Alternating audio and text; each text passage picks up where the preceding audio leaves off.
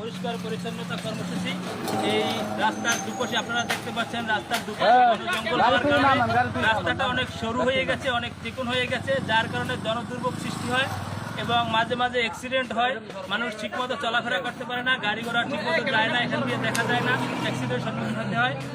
তাছাড়াও আমাদের আগামীর বিএনপির ভারপ্রাপ্ত চেয়ারম্যান, আগামীর রাষ্ট্রনায়ক জনাব তারেক রহমান বলেছেন, সব মানুষকে এই জনসম্পৃক্তমূলক কাজ করতে হলে এদেশের যুব সমাজকেই এগিয়ে আসতে হবে।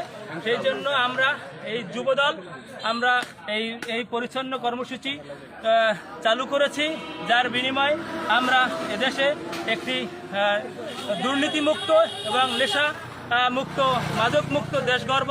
এই মাদক মুক্ত এবং দুর্নীতিমুক্ত দেশ গড়ার লক্ষ্যে এই যুবদলই অগ্রণী ভূমিকা পালন করবেন এবং এই লক্ষ্যে আমরা এই পরিষ্কার পরিচ্ছন্নতা অভিযান, আমাদের এই কর্মসূচি চলমান প্রক্রিয়া, এটি কর্মসূচি অব্যাহত থাকবে।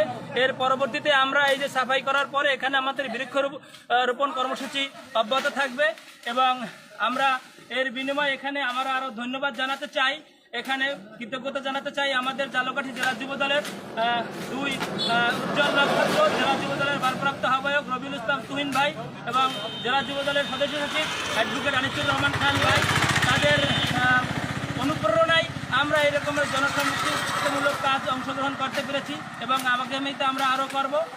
এবং এখানে যারা উপস্থিত হয়েছেন আমার পৌর যুবদলের নেতৃবৃন্দ, সবাইকে আমি আবারও ধন্যবাদ জানাতে চাই এই পরিশ্রম করার জন্য। আমাদের মাঝে আরও উপস্থিত হয়েছেন আমাদের এই সাবেক জননেতা, যে কাউন্সিলর, বিএনপির সাবেক সভাপতি এনায়েত করিম মিশু ভাই এবং যুবদলের অন্যান্য